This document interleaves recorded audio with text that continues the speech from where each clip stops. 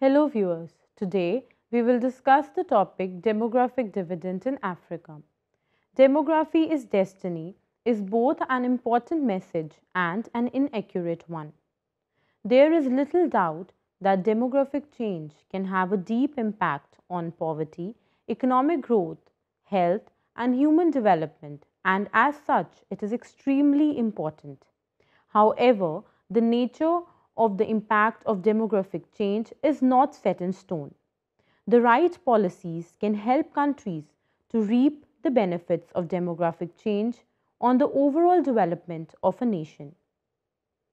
Africa will account for 80% of the projected 4 billion increase in the global population by 2100. The accompanying increase in its working age population creates a window of opportunity which, if properly harnessed, can translate into higher growth and yield a demographic dividend. What is the demographic dividend? The concept of a demographic dividend was introduced in the late 1990s to describe the interplay between changes in population structure and fast economic growth in East Asia. The demographic dividend describes the interplay between changes in a population's age structure due to the demographic transition and rapid economic growth. Declines in child mortality followed by declines in fertility produce a bulge generation and a period when a country has a large number of working age people and a smaller number of dependents. Having a large number of workers per capita gives a boost to the economy, provided there are labor opportunities for the workers. More important for a sizable dividend, however, are changes in worker productivity. Smaller family sizes mean that both families and governments have more resources to invest in health and education per child. It also means that women are more able to enter the labor force. If the economic environment is conducive and this large and well-educated cohort finds well-paying work, a first dividend comes as this productive labor boosts family and national income. Longer lifespan means that this large, better earning cohort will also want to save for retirement. And with the right policies and well-developed financial sector, a second dividend can come from higher savings and investments, leading to further productivity gains. Demographics in Africa.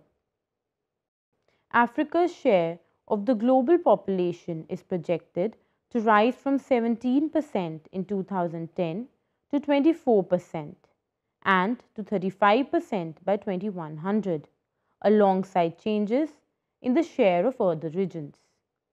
Sub-Saharan Africa's population growth rose to a peak of 2.8% a year in 1980, and although it has slowed, remains high relative to that of other regions.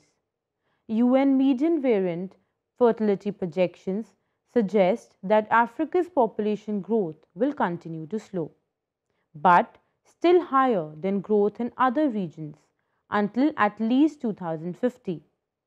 Life expectancy at birth has been on the rise in most African countries since the 1960s, but progress has been slow overall and even thwarted in some countries.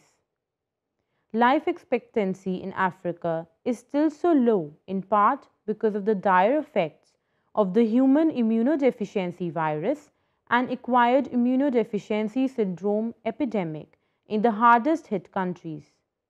During 2005 to 10, under 5 mortality was estimated at 136 deaths per 1,000 live births. Although fertility has declined in sub-Saharan Africa, the rate of decline has generally been slower and the level remains far higher than in the rest of the world. Much of Africa's population is young, but the size of population groups and their share of total population have changed significantly in recent decades. UN medium variant projections suggest that as fertility continues to decline, the proportion of the population in the 0 to 14 years of age will also decline. By 2050, the proportion of youth in the population is projected to reach to 32%, a decline of some 12 percentage points from 2010. In 2010, 53% of Africa's population was between ages of 15 and 64. For the region as a whole, this share has hardly changed since 1950. In the early to mid-1980, the percentage of the working age population reached a low of about 50% before rising slightly to current levels. The Table 1 shows the changes in population parameters in Africa from 1955 to 2015. It can be seen that the percentage change in population over last year was 2.58% in 2015 and the corresponding figure for 1955 was 2.1%. The number of net migrants have increased from 1,16,300 to 5,80,000 in 2015. A negative sign prefixed with them means that more people were leaving the country than entering it over all the years except for 1995, in case of which the net migrants were 67,500. The median age has shown consistency and remained around 19 years only. This means that the population is not aging that rapidly and is still relatively young. The fertility rates, on the other hand, have declined, conforming to the theory of demographic transition. The number of children born per woman has reduced from 6.6 in 1955 to 4.71 in 2015. The density of population has shown a rapidly increasing trend and increased more than 4 times per square kilometer in 2015. The African economy is also urbanizing, due to which around 39% of the population was residing in urban areas in 2015. The share of Africa in world population has increased to around 17% in 2015 from 10%. The Table 2 shows the total and working population in billion for world as a whole and Africa in 2010 and its projection in 2100. Also, the change has been shown across the 2 points of time. The total population for the world was 6.9 billion and the corresponding figure for Africa was 1 billion in 2010.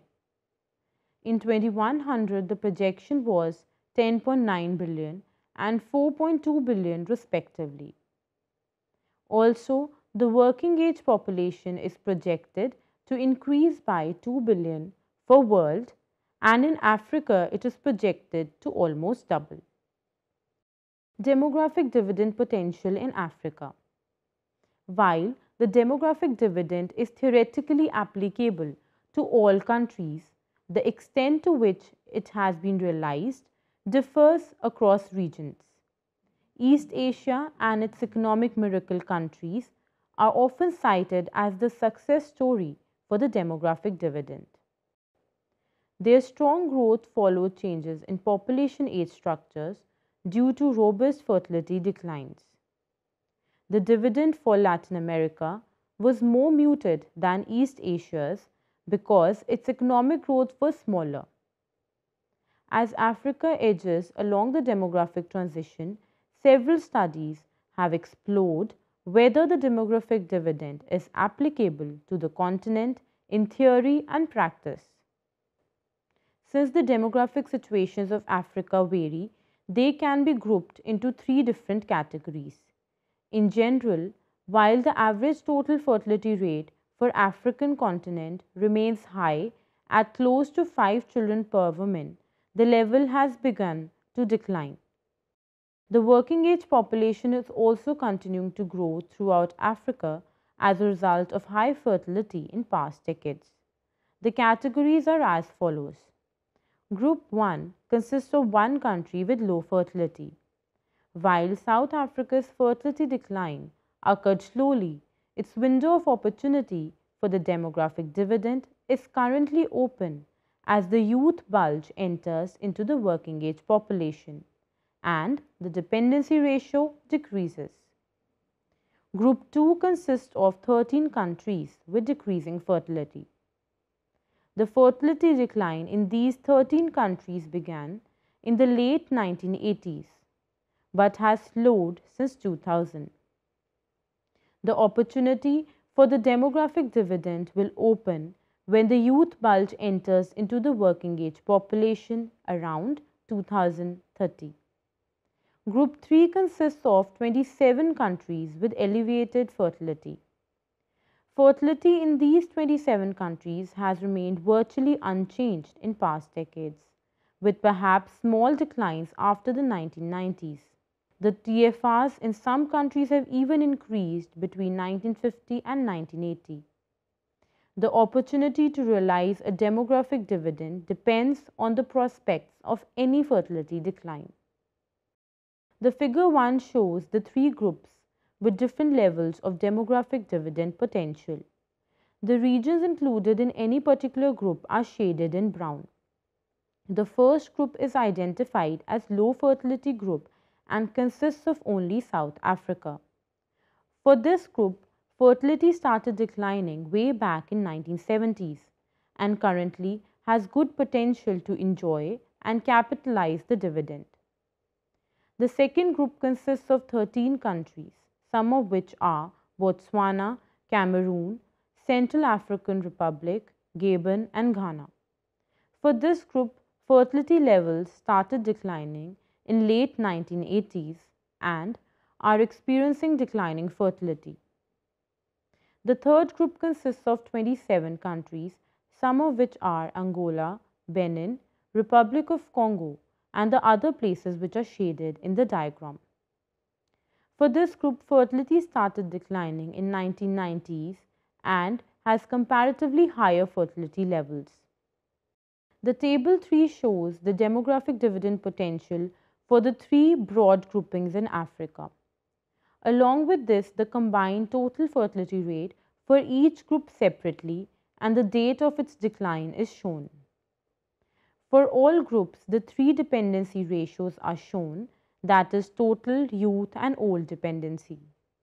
The expected date of the start of demographic dividend is also shown for the three groupings. For the first group that consists of one country, the TFR was the lowest. It stood at 2.6 as compared to 4.1 and 5.5 for group 2 and 3. Its obvious implication can be seen in the fact that the expected date of start of demographic dividend is currently open in group 1, but it is expected to happen much later in 2030s for group 2 and is unknown for group 3.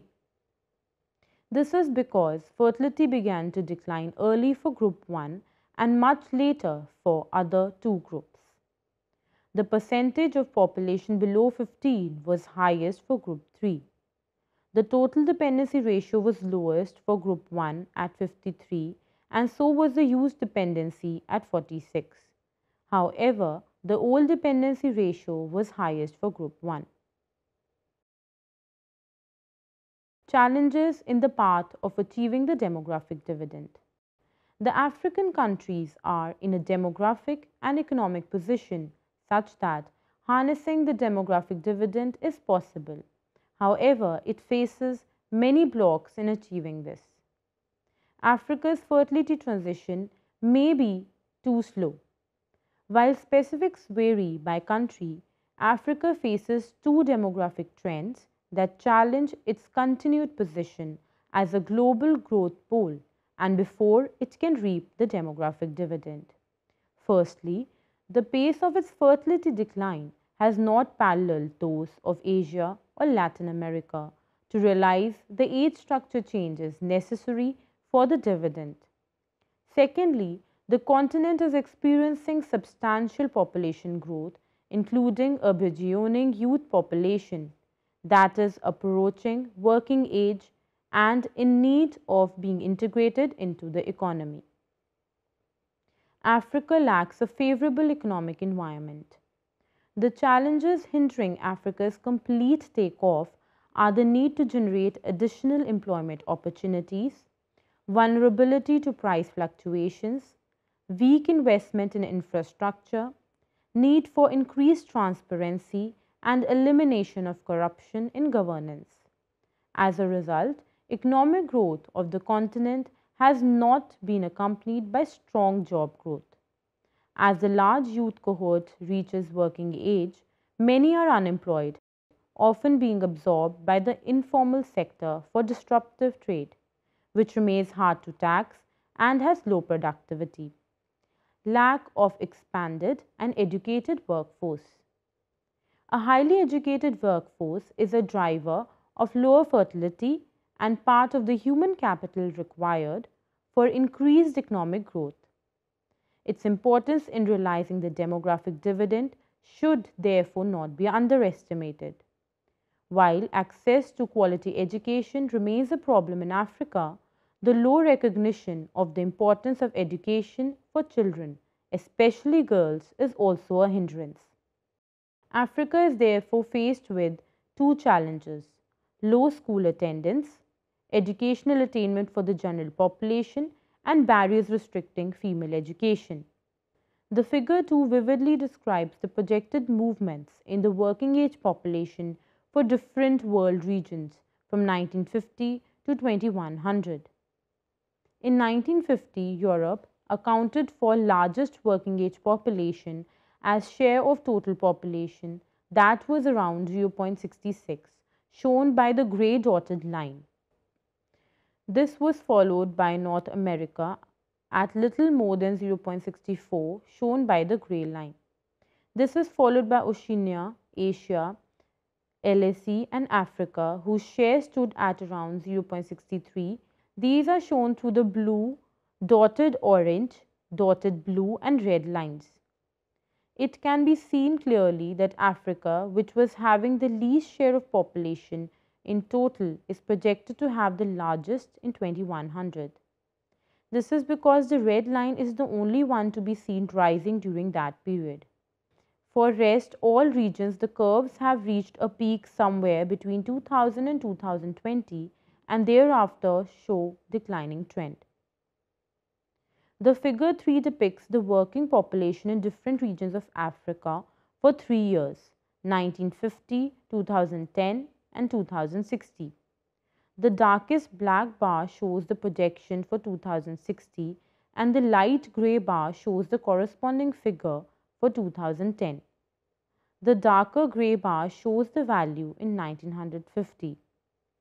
As per projections, Sub-Saharan Africa is likely to have the largest number of almost 1,560 million in 2060, up from around 450 million in 2010.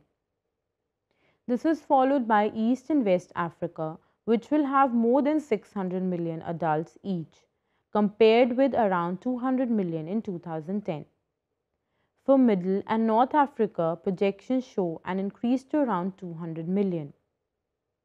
The projected increase is the least for Southern Africa, where this figure has remained below 2 million for 3 time periods. Lack of empowered female population. The social disadvantages faced by women extend beyond their access to education. According to the UN Gender-Related Development Index, women in Africa are significantly behind men with regard to education, life expectancy, income, and rights, including both marital and reproductive. Niger stands out with the highest gender inequality in the world. In many countries, women are not able to interact equally with local authorities. In the Democratic Republic of Congo and Togo, women are granted 4 property rights than men.